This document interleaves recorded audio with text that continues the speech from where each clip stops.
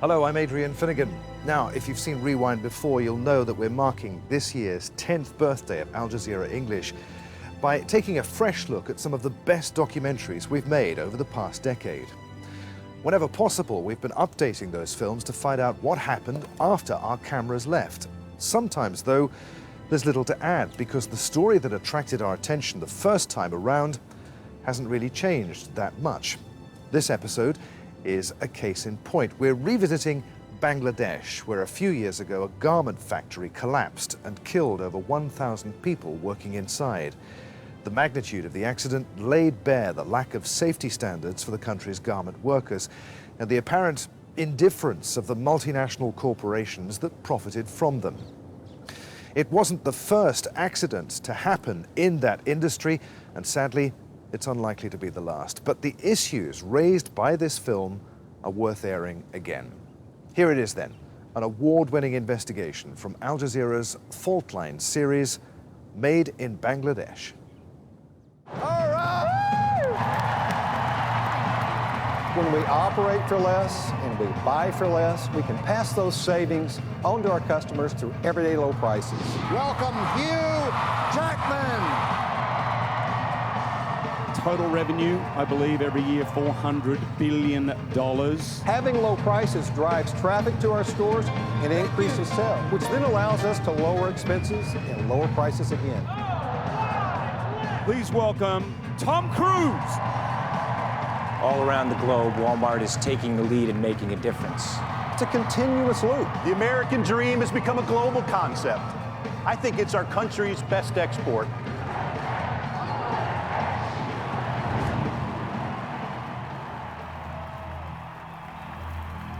"2012 was a good year for Walmart.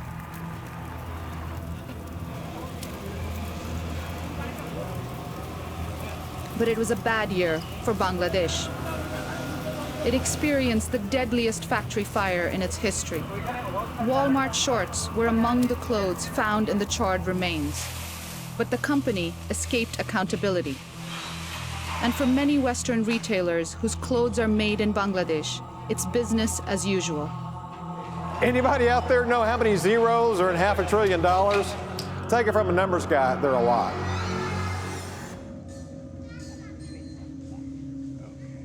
The fire at the Tazreen Fashions factory last November started on the ground floor and quickly spread. At least 112 people died. Hundreds of others were injured. Many workers were trapped inside because the doors were locked, and the building had no fire exits.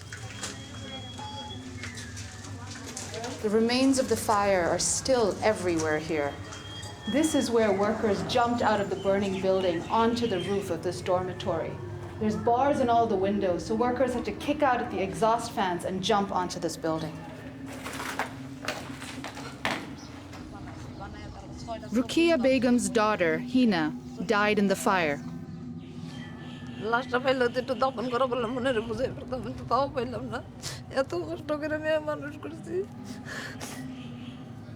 You haven't received any compensation for your daughter's death?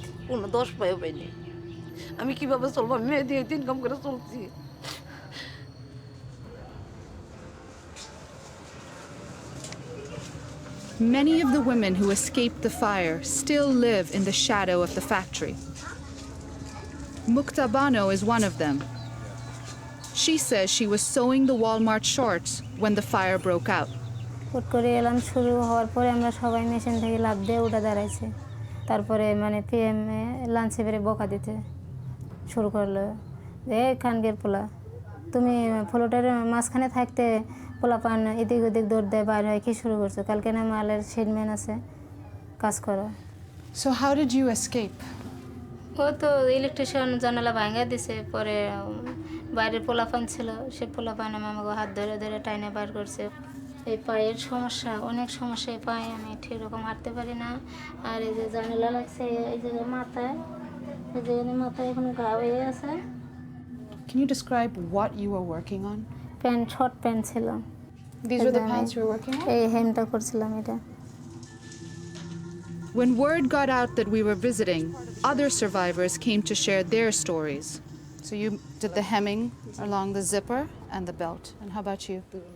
None of the women received any compensation from Walmart. So you hanged and packed it up. And they all vowed to never work at a garment factory again. Do you know who these pair of shorts were for? Walmart. 5 months after the fire, yet another disaster in Bangladesh captured the world's attention. Rana Plaza, an 8-story building housing several garment factories, collapsed. More than 1,000 people died.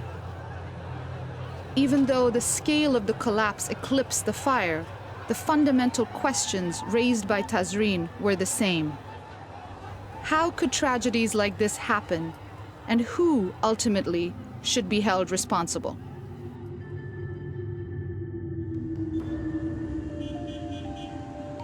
Before we arrived in Bangladesh, we'd received internal documents related to the Walmart shorts order. The paper trail gives us an inside look into the complicated way that Walmart produces its clothing. Walmart is a pioneer and also the most ruthless practitioner of a sourcing model that has now come to dominate the apparel industry. It's a system that can shield the company from blame when disaster strikes. Walmart's supply chain is defined by 2 critical features: the tremendous pressure Walmart puts on its suppliers and its contract factories overseas to slash production costs, which Walmart knows those factories will do by ignoring the rights and safety of workers.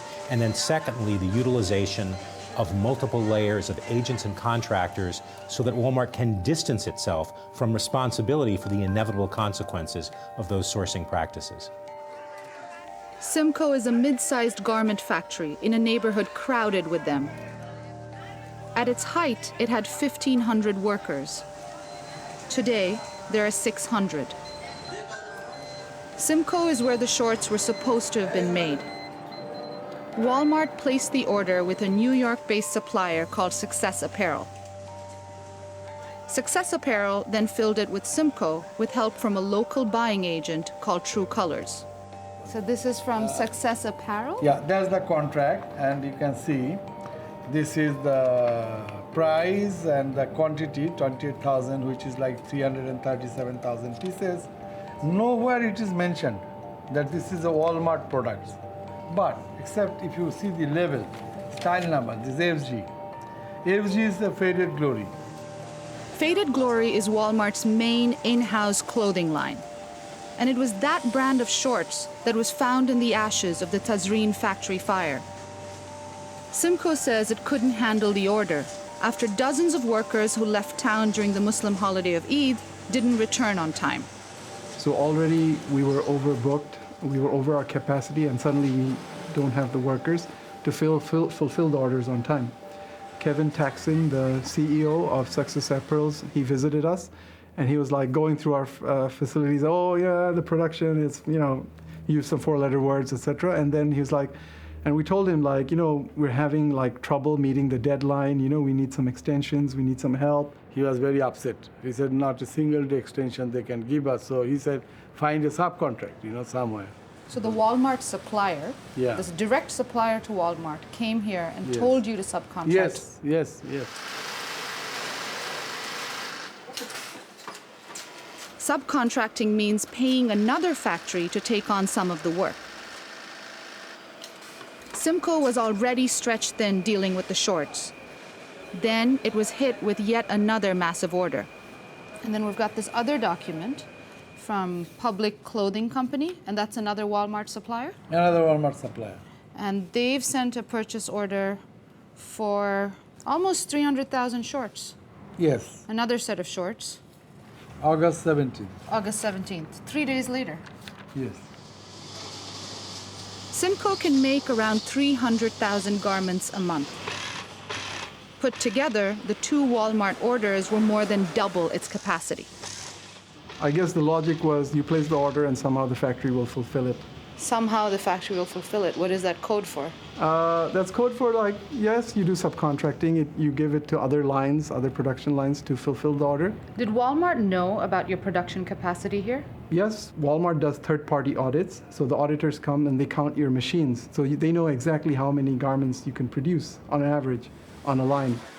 Given what happened in Tazreen, some have asked why Simco didn't simply refuse the second Walmart order. Factories in a place like Bangladesh are engaged in cutthroat competition with competitors in Bangladesh and around the world, so it's practically impossible to turn down a major order from Walmart because that is the factory's livelihood. So to meet Walmart's deadline, Simco subcontracted a small part of the Success Apparel order to a manufacturer called Tuba. Tuba then sent the shorts to its Tazreen factory. A few weeks later, the factory caught fire. Oh my God. Couldn't believe. You know, I couldn't believe how can that happen. I don't know. So I called Kevin, you know, I said, look, Kevin, that factory, you know, caught fire. He got mad, you know, he said, what happened? Is the factory, so why didn't you send somebody to get our things out? Success Apparel accused Simco of subcontracting the order without their knowledge. And Walmart blamed their supplier, Success. But Simco insists that Success knew about Tazreen, and that Walmart also would have known because its own database, Retail Link, requires suppliers to identify where orders are being filled. Retail Link is supposed to have a record of every factory authorized to produce Walmart goods, every factory engaged in the production of Walmart goods. In May, Walmart named over 240 factories it would no longer work with, saying it had a zero-tolerance policy for unauthorized subcontracting. Simco was one of them. If there was no shorts found at Tazreen, then business would have gone on as usual. It's like everybody knows what's going on. It's an open secret, but getting caught on camera is, or I think in the act, then you have to disown everything and say, I didn't know anything about it. That it is the practice of the Walmart to hide, you know, so not direct contact. So here's the supplier, who is the vendor, and every factory you see in Bangladesh are subcontractors. Everybody. Facing a scandal, Walmart refused to accept the shorts or to pay the bill, even after some of the order had already been shipped. And this is our entirely abandoned floor.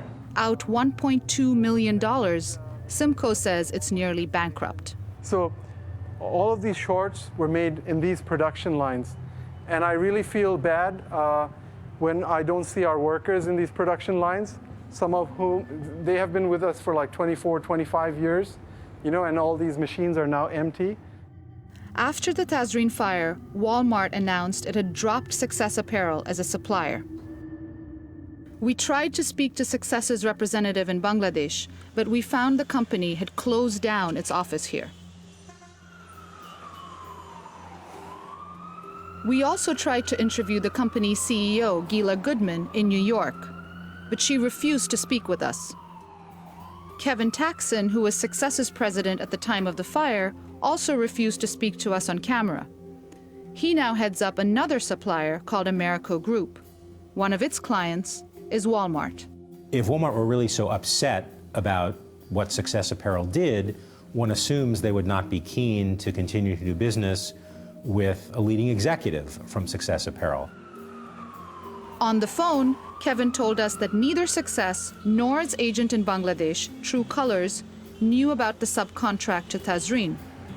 But we managed to track down True Colors' last remaining employee in Dhaka. If there's any subcontracting, would you be aware of that? Yeah. And then what do you do with that information? Do you pass it up?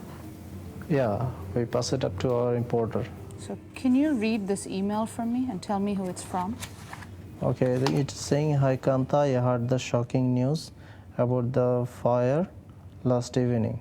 It is number 26. And what's the subject line of the email? Fire at Subcon. Subcon is industry speak for subcontractor.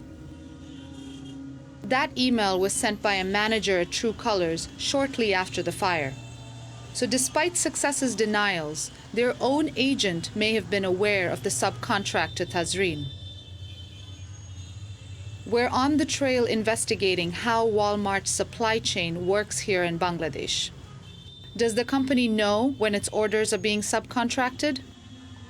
Is the way they source their clothing, the system itself, flawed?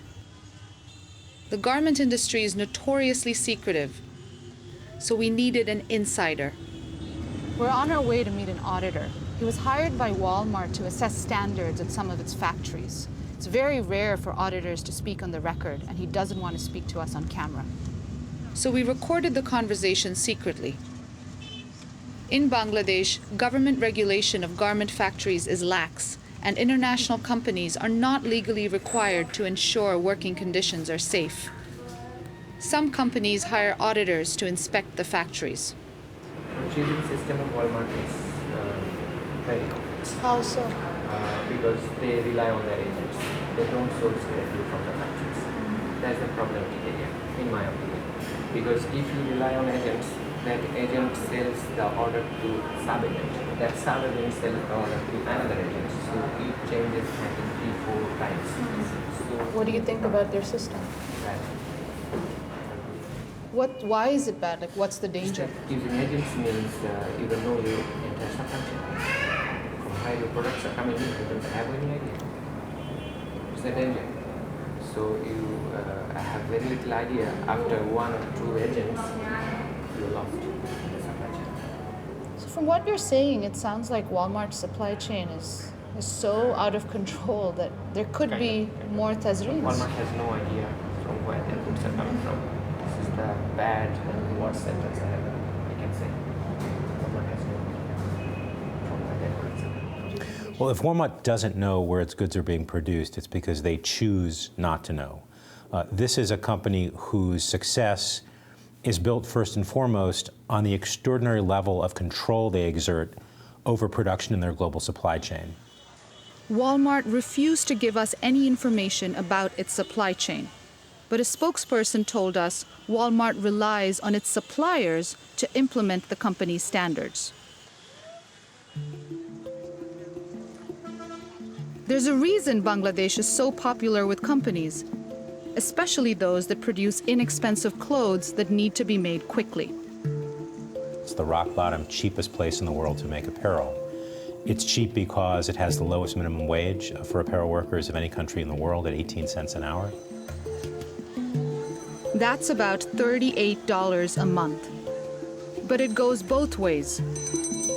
Garments are just as important to Bangladesh, accounting for 80% of its exports and giving jobs to 4 million people, mostly poor women. That gives the industry enormous leverage inside the country.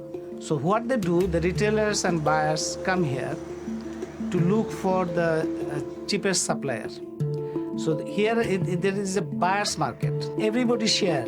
Everybody takes the share of the cake.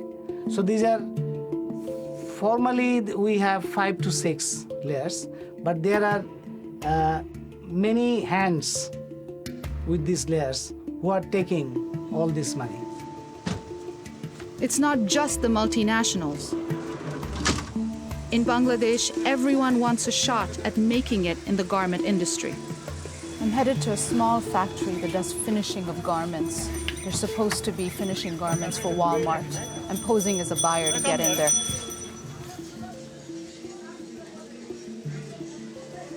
For those who can't open large factories, there's always business in subcontracting. Even if it means putting the finishing touches on garments before they're shipped out. Do you make anything that ends up in Walmart? You've made products that go to Walmart.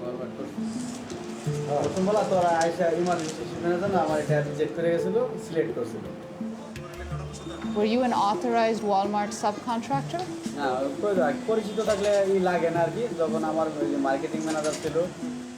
So is this very common that a lot of factories subcontract for big labels like Walmart without authorization?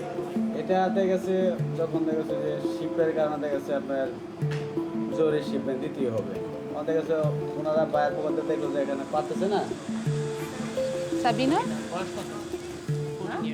You're 14. So you started working when you were 13 years old? Yes. So what's the average age of your workers? Yes, তো আমাদের তো Bangladesh small size.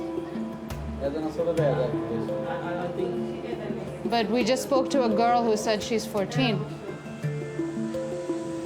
Walmart told us they don't tolerate child labor in their supply chain, and they're investigating whether this finishing center did any work on Walmart products. Once we found one finishing house, it wasn't hard to find others. What are you making? How many buttons do you put on every day? How old are you? How long have you been working here? Sheely, how old are you? Sheely, do you go to school? How much money do you make here, Sheely? 2,500 taka is just $32 a month. Sheely, you're putting the elastic band into Old Navy pants?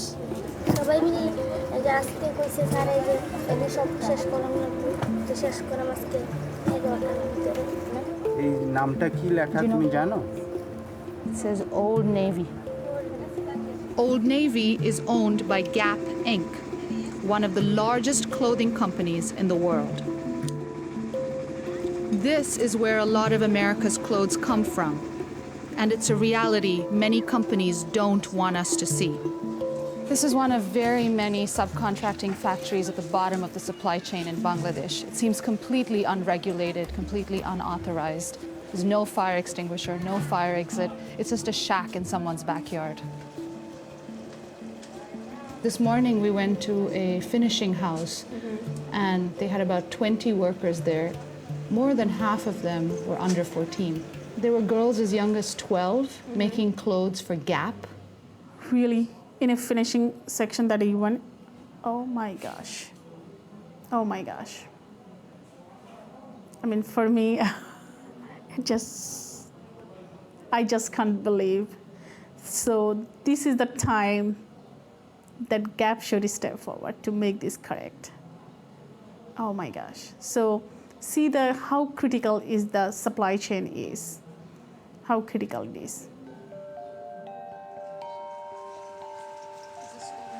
Gap declined to give us an on-camera interview.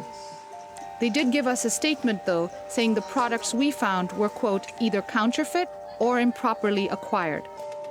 But through the barcodes on the tags we found at the finishing house, we were able to match the garments to ones at Old Navy stores in the US.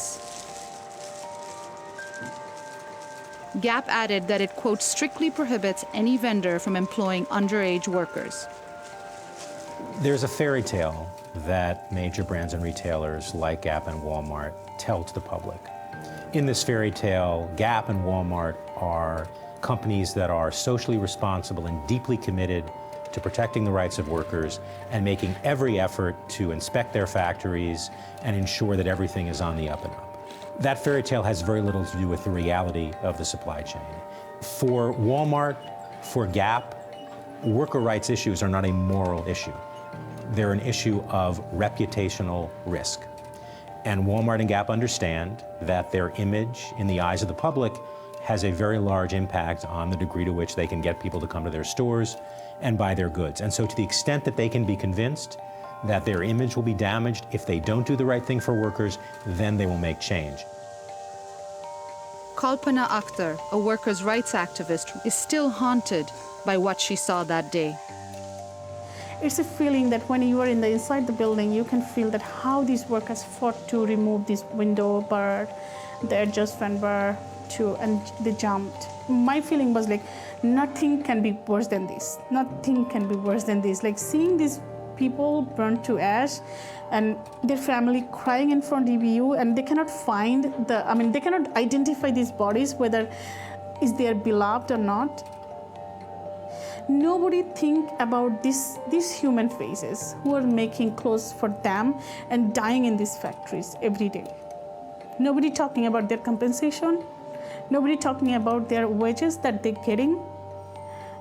Even, I would say, even they don't even consider they are the human. but they are really human. They have needs, they have a voice, they wanted to speak out. They have right to have a safe working place. Made in Bangladesh. And that's all we've got time for this week.